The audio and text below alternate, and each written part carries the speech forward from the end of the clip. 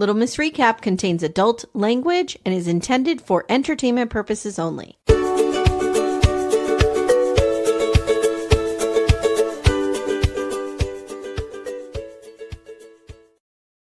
Hi, everyone. Welcome to Little Miss Recap. My name's Amy. And I'm Becca. Hi, Becca. Hello, how are you? I'm okay. I'm a little, I think I'm getting sick or something. Oh, no. I don't know what's going on, but I'm a little stuffy this morning. So if I sound funny, that's why. And I'm kind of in a blind rage. Are you on your period? I must be, according to Taylor Sheridan. So I just came off of a real hard weekend where I had to talk about Garrick Merrifield and Cody Brown. And I don't know if you heard our Sister Wives episode, but I was unhinged. Well, I know our Sister Wives text thread, you were unhinged, so I can only imagine. Oh, there was a lot of ranting and raving, and poor Amanda, she kept trying to pull me back down to earth, and then, Garrick and that whole situation. So then to come to this episode of Landman, it wasn't that good.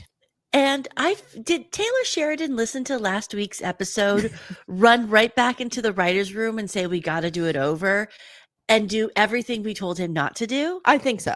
I think so. This episode was bad. Here's the thing about this episode. He has, just from a writing standpoint, he has too many things going on. He does. Like, you need a main plot, which should be the cartel and the son. Yes. That should be the main plot. You can get a lot out of that. Yeah. And then if you want to connect Monty to it somehow, like have one side plot, maybe two. Yes. He's got 10. And but I can't he does keep that straight. I felt like he did that. He did that a lot on Yellowstone too. He just he throws everything at the wall. He did do that on Yellowstone, but in the earlier seasons of Yellowstone, it was tight. Yes. Like you just had such a tight narrative. I'm a maniac about wasted space. And he used to be really good at that. Like everything, even if it was a scene that felt like nothing, like if it was just John Dutton looking out at his ranch from the porch and a song was playing, it was doing something. Whereas I feel like now we just have scenes that don't do anything. And I feel like when all else fails, just throw in sexy Angela. Oh, yeah. Well, Angela's always horny. Yeah. And like, really? I mean, the girl's got to take a break. I said to Timmy last night, I'm like, do men think women act like that? Like, do you experience me in this way? And he's like, no. And men don't act this way. No. Like, he's just like, it's bizarre. Like, car rides make her horny. Phone calls make her horny. Houses make her horny. Dinner makes her horny. Fighting makes her horny. Old people make her horny. Like, it's everything. I also like, there's a classic scene that anytime they want to show like a woman doing a particular act on a man and they're in the car always goes like, oh yeah, all over the place. All over the place. I don't understand her. What's the point of her character? Give her some depth. Yeah. I want to know, for example, why they got divorced. Yeah. Like, let's talk about, why don't they have a scene where they sit down, they're talking about that? Yeah. Like, you hurt me and you did this. And they touched on that last season, but it wasn't explored. No, it was she one was conversation with a whole other person. Like, let's talk about that. Yeah. And how long was the breakup for? Right. Yeah. But I mean, that's going to make her too horny and they won't be able to finish the conversation. That's true. When she talks about their divorce, she gets horny. Oh my God. Like, this woman is in her late 40s at least. Yes. She is past the point of roadhead. Really? And you're not going to meet somebody who's more attracted to Billy Bob Thornton than me. Yeah. And even I would be like, nah, let's get to our destination and then maybe we'll have a drink. And then maybe, I've got that sciatica acting up. Like, this is so crazy. And then even when she's later in the episode, when they're in that private club, like, why is she like slinked all over Thank the you. couch? Thank you. Her legs up. Like, why can't she sit like a woman? Like a person. Yeah, like she's just like how a teenager would sit on the couch. Yeah, like a grown woman she needs to sit. Yes, you're Yes. absolutely right. I said the same. I pointed that exact thing out. I said, why is she sitting on the couch like that? Yeah. Because everything she does is sexy. And I'm gonna start sitting on my couch like that, see if it's sexy. Your Beth sweater. And my heated blanket. Yeah, and see what happens. So, all right. This is Landman season 2, episode 3, Almost a Home. He missed the title here. Yeah. And he's not usually a miss with the titles. No, that's where he thrives. Yeah. So we open on a wild boar hunt, and these men are in like some kind of vehicle. So this is essentially a commercial for these vehicles. Yeah. Okay. So And that company probably is a real company. Yeah. 100%. It's Ultimate Top Drives. I looked it up. Okay. And what they do, and I've seen this around here for hunters, is they have an elevated canopy in a truck. And you used to do it yourself. You just slap some plywood up there on some 2x4s, and it helps you to see Okay. when you're hunting. Okay, that makes sense. So these people make vehicles like that are nice, that have like a top tier, like a double-decker bus kind of situation. So it is Ultimate Top Drives, and they specialize. I thought this was interesting considering what we talk about with Taylor Sheridan. They specialize in electric off-road vehicles. Interesting. Mm-hmm. Yeah, I thought that was interesting. Yeah. So one of the guys hops out to get a selfie and begins coughing like bad. And ever since the pandemic, I have a real PTSD situation with coughing. And I almost hate coughing. Like if I have a cough at work, I won't go in. Yeah, I'm like, because I'm coughing. We think about it differently. Yeah. Mm-hmm. So he's coughing bad. And pro tip, well, I shouldn't say that because hindsight's 2020. I wouldn't run towards this guy. I'd be like, "What's wrong over there? Yeah. Are you okay? Are you okay?" But you know what? In the moment, I probably would have run over to him, assuming he was having some kind of heart attack or something. Yeah. But after seeing this episode, never will I run towards a coughing person again. No. So the others rush to him. They all cough and they all drop dead. Right there. It's pretty scary. As we pan out, we see like a lot of bodies. Yeah. So here's my thing. Like I thought, okay, this episode is going to be about this. Yes, this is the main story of this episode. Nope. I would have enjoyed that. I would have enjoyed, really delving into how dangerous these jobs are. Yeah. And can this really happen? Like, I have a whole article on it. Oh, later. okay. Yeah. But like, we didn't get that. Instead, we just had it. Oh, Tommy has to deal with sex pot Angela. No one can eat dinner because Angela's not there to make it. I'm going to start saying Angela like Tony Danza, who's the boss. Angela. So Tommy and Angela are driving, and it's a day that ends in Y, so she's horny. Yep.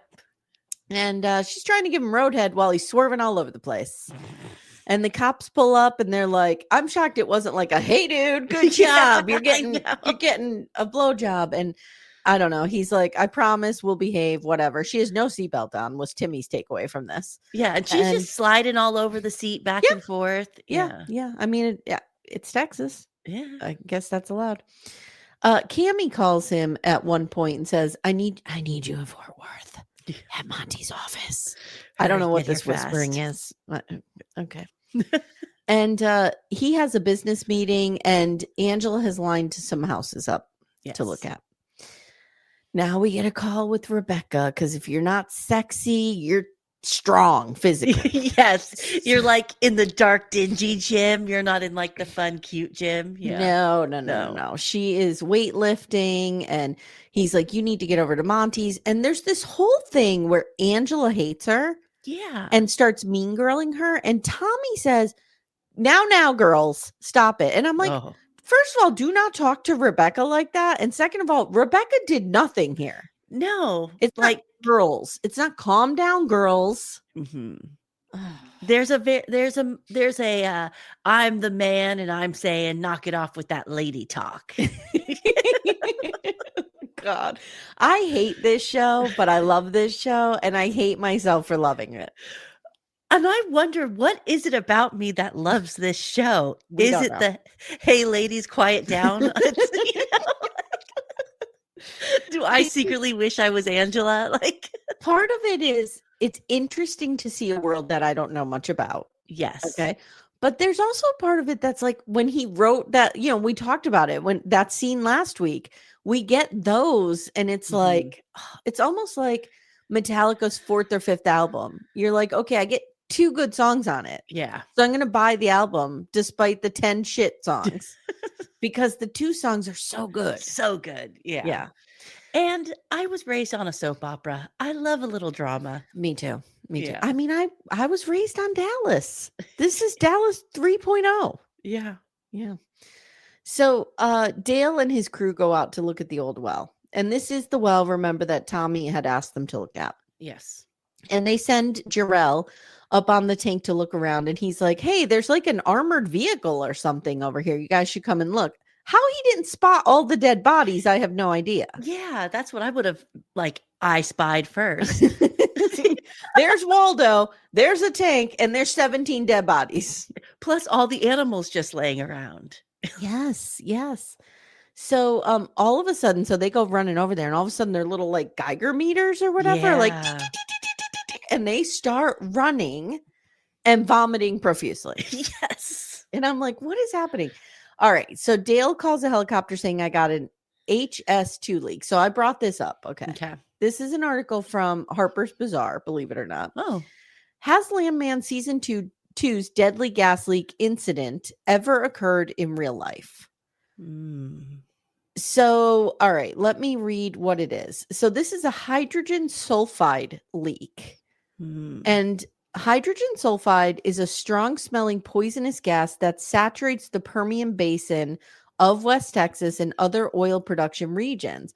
While the dangerous substance is known in the oil industry for its ability to kill quickly, the outlets suggest that less attention has been paid to those community members breathing in lower levels of the gas in their daily lives. This is kind of like Timmy's whole family was in carpentry. And this is kind of like when they discovered the asbestos issues.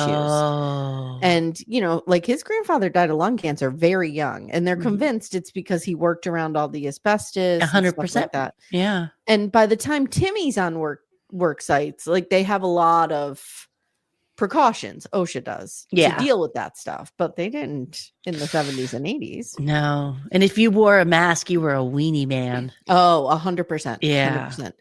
So, according to the Agency for Toxic Substances and Disease Registry, oh, that sounds spooky. Just a few breaths of air containing high levels of hydrogen sulfide can cause death. Oh my gosh.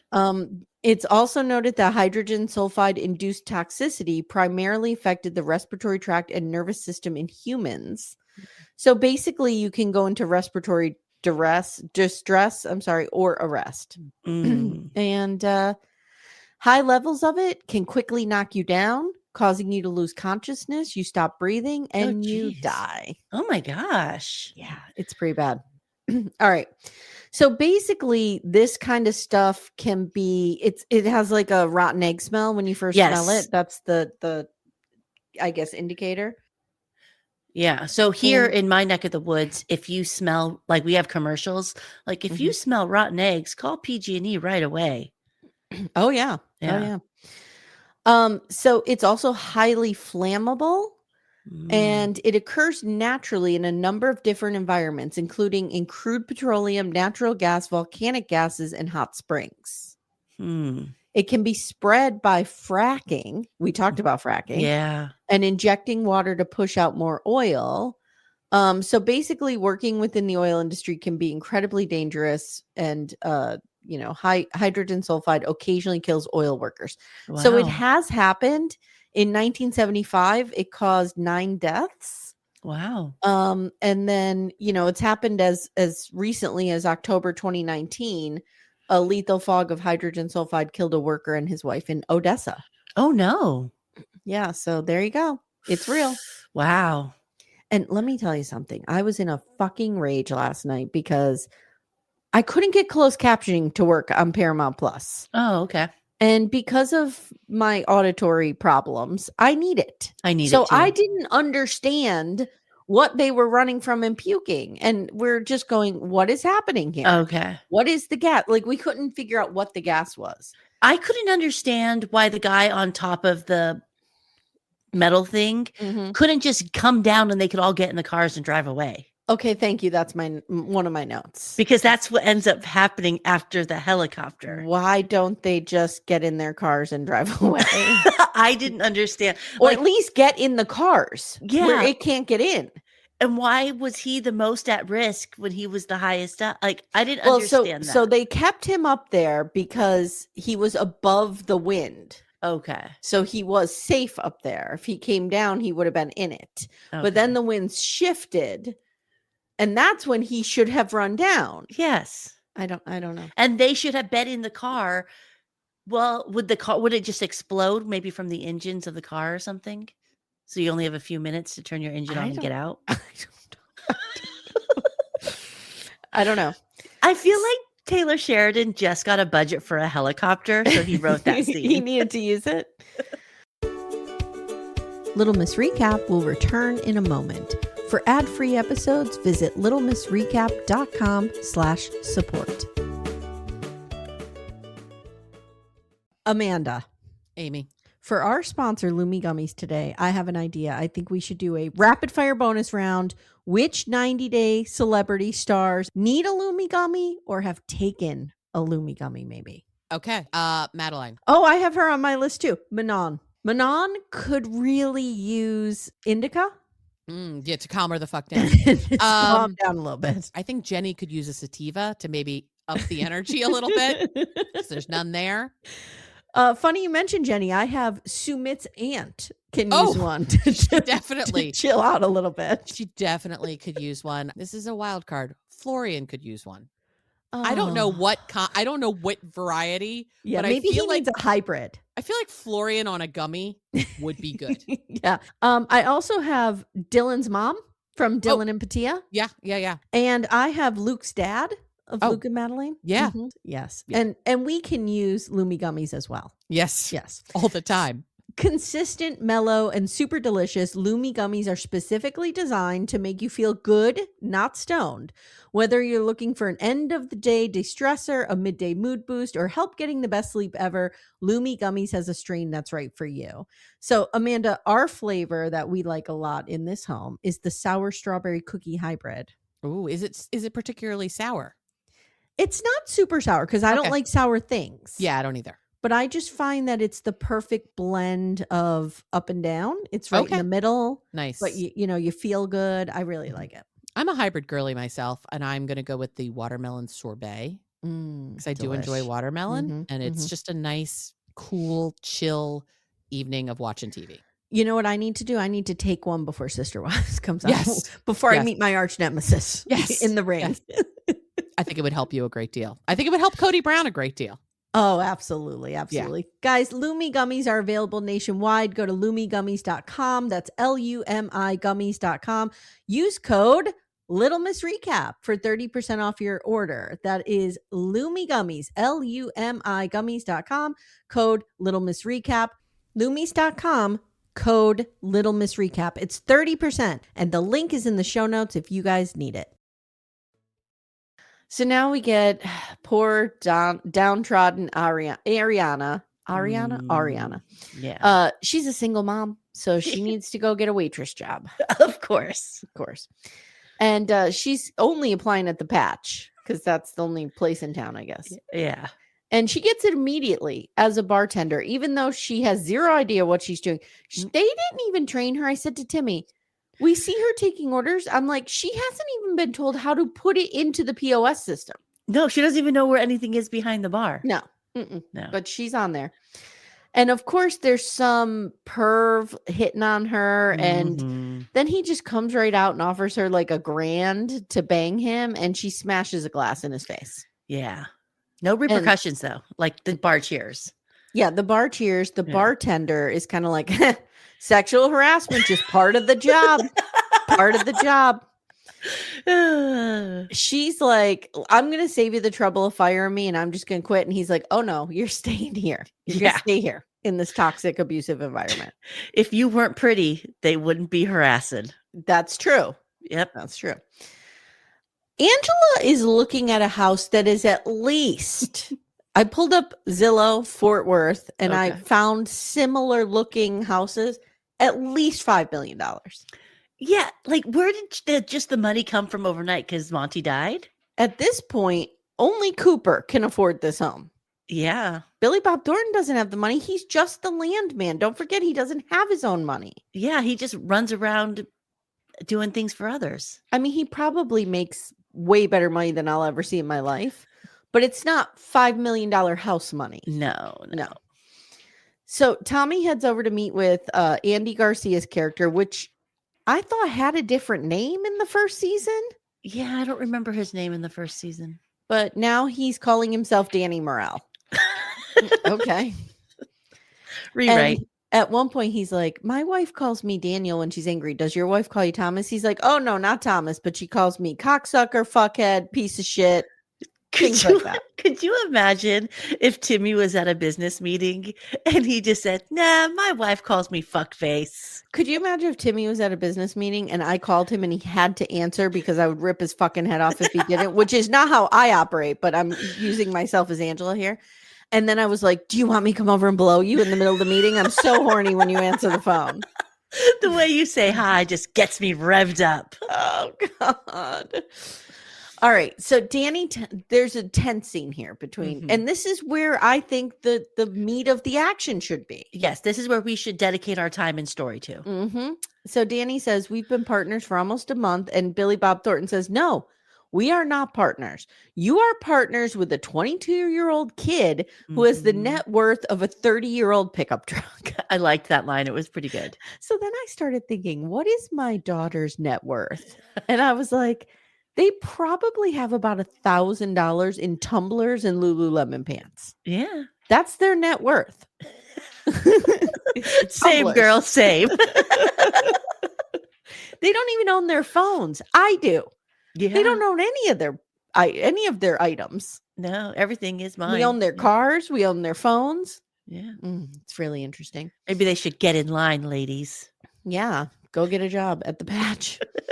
So Tommy says the IRS is going to be all over us. We're going to have $1 billion in revenue a year. Yeah. Like, I don't think you understand what's going on here. Danny says, this was a generous deal. I did this as an apology for you. And also now your son has money to explore his instincts, which were right. Yeah, he was right. Danny insists. Oh, Tommy goes, I will not discuss the nuance of oil exploration with a fucking drug dealer. Yeah. And I have to admit that line was hot. Yeah. The way BBT delivered it. Yeah. And like the close up of his face when he was just like, yes. Yeah. Kind of like Thick and Nugget. I love how Thick and Nugget always looks angry. Always in attack mode. He's a miserable old lady.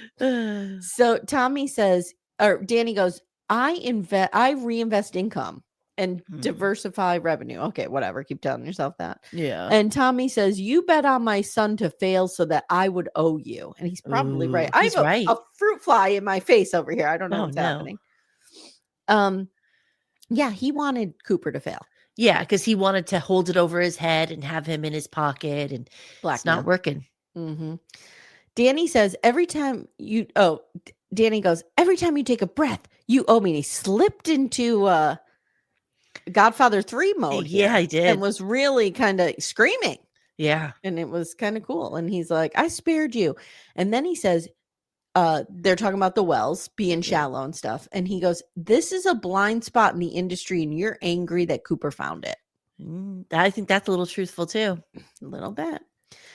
I love how he's yelling though. He never once gets up. He's just still sitting there yelling. I know. Back at the drill site, that's how you know you have real power, when you don't even have to get out of your seat. Yeah. And you can yell. You don't have to go get in your kid's doorway and yell. You just yell from where you're sitting. That's how I like to do it. Like, can somebody get me something from the couch? I like to assert my power while I'm on the couch. So back at the drill site, we see Jarrell getting sick on the tank. Dale runs up with the hazmat suit. I wrote, why don't they get in their trucks and drive away? Yeah. The chopper comes. They all get out of there. Yeah. And then we don't really hear anything else about it except when Dale gets home. Like, let's talk about this. Like, there's dead bodies laying all over the land. Like, is there going to be an investigation? Are people going to be held responsible? Where are those people's families? Yeah. Well, and how many boar had to die for that? Yeah. Well, I never remember this guy's character, but the guy who's always eating dinner with them, he makes some comment like, we're going to have to bump up the insurance clause. That's Dale. Dale, the guy who was here. You. And then Nate is the lawyer. Yeah. Thank you. So Cooper now is getting ready to drill number 7. Tommy calls him, says, do not drill another fucking thing until I tell you. I have to say, if Billy Bob Thornton gave me a command, I would listen to it. Oh, I would listen. Mm-hmm. But is Tommy? No. For once in your fucking life, listen to me. And then he says, we have a funeral tomorrow. Let's talk in person. Then we get this phone call from Ainsley. Yeah. Becca, how old is she? She's a senior in high school. Right? Yeah. So she's like, what, 17? Yeah. Going on 18, maybe even 18 already? Yeah. And Tommy's like, we have a funeral tomorrow. And she's like, is Cooper going? And he goes, yeah. Gross. He smells like hot dogs. Yeah. What? She either needed to be written like 10 times less sexier and like 13 for this like whininess to be okay. But yeah, she's very immature. And well, Angela's her mother. True. I mean, I have girls this age. They don't act like this. No. Are they running around doing flips everywhere? No, not at all. So she also goes, I'm so bored. Why aren't you in school? Go do your flips. Maybe she's in summer break. Yeah. And it's always like kind of nighttime. So, you can't go to school at night.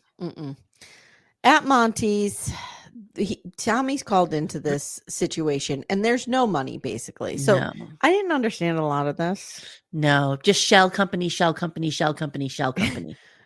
What I got from it is the money goes into a paying company, like a corporation, a C Corp, that then pays the LLCs. Yeah. That run the various, but there's no money flowing from that bigger corporation.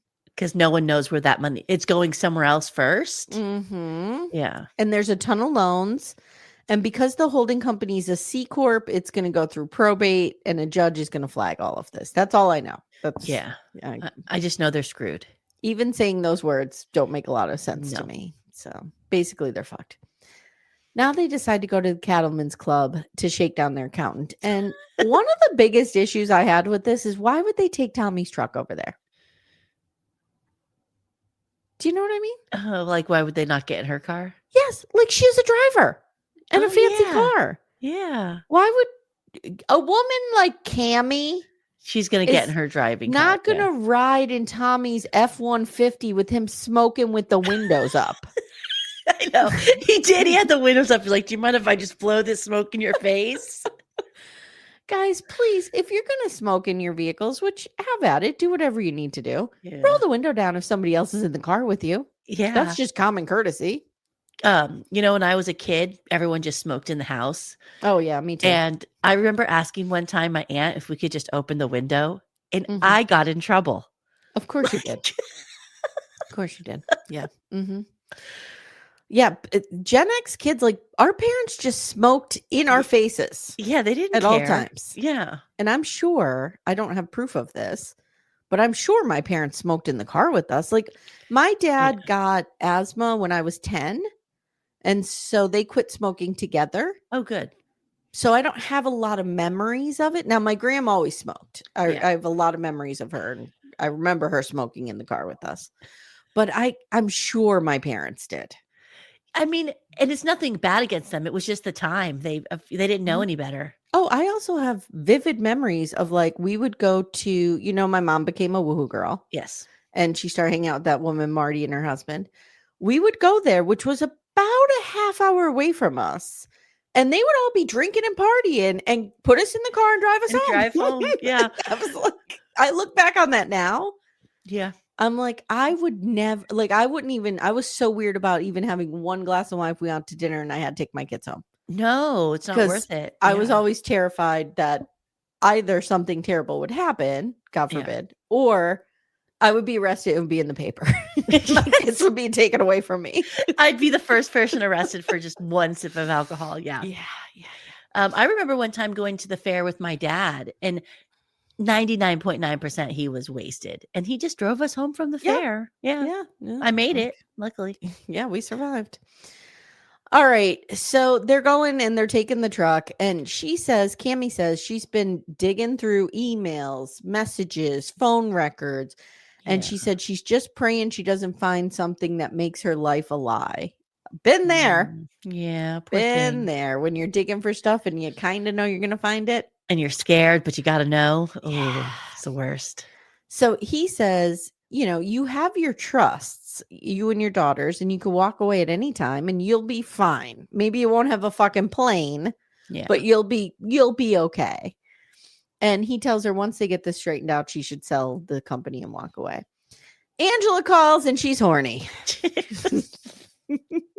That's basically her picture. Becca, I want you to call Steve at work today and just be like, what are you doing? And if he says like, I'm just installing this blah, blah, blah, be like, oh my God, that makes me so horny. And see what he does. If I'd be like, do you have the wrong number? Timmy would be like, who is this? What are you doing and why? I'm busy. Jesus. I gotta go. Click. And I wrote, is he smoking with the windows open? They hang up. Cami goes, boy, if you could bottle and sell that exuberance. And he goes, they do sell it, but there's a worm at the bottom of the bottle. And they laugh. She's in it. She is a horny alcoholic, that wife of mine. Driving my daughter around. So they get to the club and they find the accountant and they rough him up. And some douchey waiter named Bonner tries to like intervene. And we have some funny dialogue with Billy Bob Thornton and him. Another commercial for Michelob Ultra. Okay. Yes. The accountant / lawyer explains that there's an offshore drilling company. And Billy Bob Thornton's like, okay, like we're gonna have a meeting about this. You owe Cami an explanation, and then we get the you better answer my call or I'll cut your dick off or whatever. As they're leaving, they run into Danny. Yes. Cartel boss. And it turns into this whole thing. And Angela comes, and there is this scene where Angela meets Danny and she's like, oh my God, you're dressed so well and your shoes are great and your watch is nice. And Tommy goes, this is getting weird. And then she's like, you could look like this. Yeah. And I'm like, leave him alone. He looks great. I think he's styled very nicely for this show. Yes. How dare you? Danny's wife, Bella, comes, who is basically the Italian version of Angela. But she seems a little classier. She seems a little smarter too. Yeah. She's like kind of well-spoken. And this is what I'm saying. Like, I'm sure Angela is a smart woman, but they do not show us that side of her at all. And this woman is just a little less horny. Little less. Yeah. Still horny though. Yes. Still horny. So they all stay and they're drinking and swapping stories, and Angela and Bella are, really hitting it off. And Cami does this like, you should all feel so blessed to be in love and get to know each other. And my husband's dead and you're all so beautiful and whatever. At home, Ainsley practicing her tears in the backyard. That's all she does. While her friend stands there with the margarita. And why is the friend like not as good looking as Ainsley? Did you notice that? Well, Ainsley's probably the kind of girl who was super pretty, but hung around with like people like me in high school to make herself look prettier. Oh, okay. That's what I'm thinking. Because this girl has brown hair, doesn't look like she brushes it. Looks like Patty could be her mother, actually. Oh, Patty Peterson. And where did the margarita come from? Who made it? Yeah. Are we just underage drinking in the house now? And we just make one margarita in one of those fancy glasses? I don't know what's happening. Little Miss Recap will return in a moment. For ad-free episodes, visit littlemissrecap.com/support.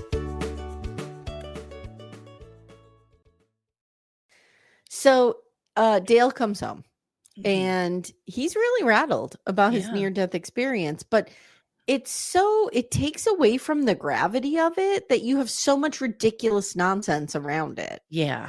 I don't know. I just didn't feel the flow of this episode. It felt like it was like poorly edited and chopped together a little. It was very choppy too. Yeah. We did it. Like, for example, we didn't need Ainsley at all in this episode. No. What did she give us? No, nothing. Besides diluting the seriousness of the scene with Dale and Nate. That's it. That's it. Yeah. So he's like, the wells are worth it. We could definitely make a lot of money here, but we have to clean it up and And he says, and we need to increase the accidental death policies. And Nate is sitting there. Nate's the lawyer, and he's sitting there and he's like, yeah. And Dale's like, some fucking industry we're in, right? And Nate's like, yeah. I'm like, Nate, you're never out on the well. What are you talking about? You just signed the checks. Oh, you have to sit here and watch the hot cheerleader, you poor baby. Oh, you have to work with Rebecca. Womp, womp, womp. Yeah. So the title comes from a story that Bella is telling about when she and Danny met and him flying her home to Italy and saying this is almost home. And I'm going to say it's a swing and a miss. That story wasn't poignant. It didn't work like he wanted it to. No. So Danny and Tommy kind of go over to the bar alone, and Danny whispers to him that, that problem that he had in the corner with the accountant, he could make that go away. Yeah. Becca, I would be tempted to be like, could I use a hitman in my life? Or just somebody, I don't want anybody to die. Yeah. Just like blow darts, but they're like, just like put them to sleep. Yeah. Or just rough somebody up a little bit. I wouldn't mind roughing someone up. Yeah. Like if I see somebody, we get the local news stories all the time about these gross predators who are caught with stuff on their computer. I'd send my guy over there. Yeah. Go on over there. Take care of that problem. Did I just admit that I would hire somebody to hurt somebody else? Maybe. Should we take that out? I don't know. It will be a mystery if it's in. So Danny whispers to Tommy, we are in business together, whether you know it or not. And we're going to be really good friends. And Tommy's like, friendship is earned, but I do like your wife. And Angela pops out and's like, what? What do you mean you like his wife? And are you ready for a threesome? Yeah. He goes, come on, honey, we'll fight in the car. Danny also kind of cozies up to Cami, and this is something I was thinking of. She's gonna work with him somehow. Why would Tommy not say to her, this guy is part of the cartel, stay away from him? Yeah. But instead, Danny's like, I could loan you some money. And she's like, I might need some money. Yeah. I think she's gonna go behind Tommy's back and work with him. If Tommy doesn't warn her, it's a huge misstep. Yeah. Jenny and I were playing Overcooked this weekend. Do you know what Overcooked is? Is it like the kitchen game? You're like playing it's on Switch and it's a kitchen game, and you have to work together. Okay. So we're always screaming at each other. And our newest phrase is, that was a misstep. If you didn't make that misstep, we would have completed this. And at one point, we were really screaming at each other. And Jenny's friend is like, this is what you guys do for fun on the holidays? Welcome home. So on the ride home, Angela starts crying. First she's yelling, then she's crying. And Tommy, of course, is like, women be crying. Must be on your period. What's going on? And she says, you called me your wife. And he's like, well, you kind of are my wife. Oh, here. She says that was 10 years ago. So for 10 years, okay, they've been split up. But like, she had a whole other marriage, right? Yeah. With that was he old? I assumed he was older. I think, I think so. He was old and rich. And he's like, we're living like husband and wife. So I just kind of figured. And she's like, so you're asking? And then she goes, yes, I'll marry you. And then, of course, this makes her horny and just to blow him again. Yeah. Okay. We end with Cami crying and screaming. Okay. This is sad. It's sad. However, she's staring at a picture of her and John Hamm. And I would cry too if I didn't have John Hamm in my life anymore. But she's crying and the wolves are howling. Yeah, I didn't understand the wolf aspect. I hope that I'm wrong when I say the sentence. Is it supposed to, be a metaphor for the wolves are circling? I hope not. I hope he's not that obvious. He's a better writer than that. Come on. I don't know. What are you doing? I could see him. That feels like a Taylor Sheridan move. You're right. It does. Like, just so you know, everyone. The wolves were always around on Yellowstone too. Yes. We were always in danger from coyotes or wolves. Yes. Yeah. Kind of like here. Timmy will always say to me, you got to watch the dogs at night because we can hear the coyotes sometimes. Yeah, we have coyotes that run around here, but they seem to just not bother humans at all. Are they domesticated? No, they're not. But don't try to pet one, Becca. No, they're very scroungy. I would worried I'd get mange. Yeah. Yeah. So I did want to say that the song that was playing at the end, Timmy thought was Jason Isbell, and so did I, but it wasn't. It was written for the show. I forget the artist. There's soundtracks, so I got to get my hands on some of these. Oh, I've listened to some of them on Spotify. Yeah.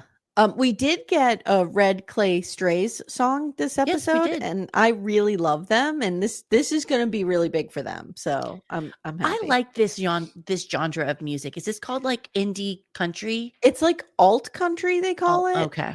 And yeah, I like it a lot too. Yeah. It's.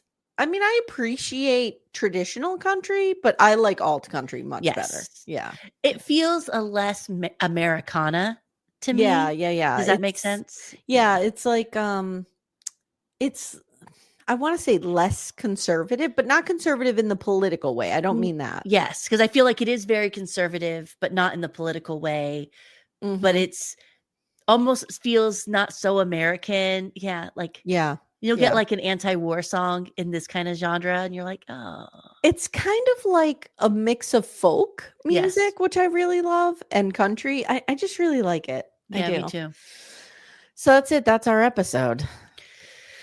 Let me see if I could get us a description for next week. I don't know. What'd you think of it? I mean, I felt like this. We go 2 steps forward, 3 steps back with this show. And this was a 3 steps back episode. I agree. Now, next week, the episode is called Dancing Rainbows. Good title. Let's hope it works. A tragic crash sets off a day of reckoning for the Norris family. Oh, no. Oh, my God. Who's going to die? Nobody. Is somebody going to die? No, but I think this is how somehow this accident is going to be the reason why Tommy's dad comes back and lives with them. Oh, maybe. Maybe. Because they got to get his character living with them. That's a really good point. Yeah. It's a really good point. We also have, news for everyone. Our episode next week will be late. Yes. And Becca has threatened my life that I cannot record it with anyone else. She will be on an amazing vacation that I'm very excited for you to go on. Yes. And so it will come out probably the following week. We'll do 2 that week. Yeah. Yeah. We can probably do them in one episode, honestly, unless it's really good. We'll see. Yeah. But I just know that the 1 week I miss and I let someone else do it, it's going to be the best episode ever. And I'm going to be so mad that I didn't get to talk about it. Becca, I don't think people are lining up to fill in for you for this one. In fact, everyone's like, nope. Because I don't even think Amanda's like, I don't even watch this trash. No. She didn't volunteer on the text message chain. No, and Axel probably doesn't even watch this trash. So it's just you and I here. And about 13 listeners. Well, welcome. And the water's fine. That's okay. Like I said, if more than like 13 or 14 people wanted us to cover it, I would cover it. That's how much I love this. That's the push I needed. It's mostly just for us. Yes. Here we are. All right, guys, that's been your episode. Thank you so much. We have a real treat for you guys tomorrow. If you're listening, Real Talk is going to be on the free feed for everybody. Woohoo! Because it's been 1 year, 52 episodes. Wow. So we're going to pop that out on the free feed. And then we go back to Sister Wives and shit like that on the weekend. So enjoy. Did you enjoy Sister Wives this week? I did enjoy Sister Wives this week. It was I'm good. so fascinated let me just have a Sister Wives minute with you. I'm so fascinated by the Cody Robin dynamics and stuff, like how they work. So I'm always really interested in watching them. It's like I'm at a zoo watching two animals that I don't understand. But I don't know what will happen. Like, say, you heard Amanda and I talking about it. Like, once he does this fake apology tour, and the wives accept his fake apologies, and then he's never going to talk about his kids, or the reconciliations will not be on camera, and rightfully so. The children should not agree to that. What do we have from there? I am kind of worried because we just can't continue to have 3 broken shows in one. Like the Mary, I don't need any more Mary writing on walls. No, I don't need any more like craft nights. I don't need any more Christine and David getting facials. Right. And what's difficult is the thing that unites the Christine and Janelle storyline the most is the kids. Yeah. Because you need conflict. The kids don't want to be on camera. No. So you have no conflict. We're just literally watching Christine and David be married, and Janelle and Maddie and Caleb building their houses. Which I wouldn't mind, like a 4-part series of when Janelle's house really gets like ready to be put, of them kind of like building the farm, or like a little thing for them to get promo.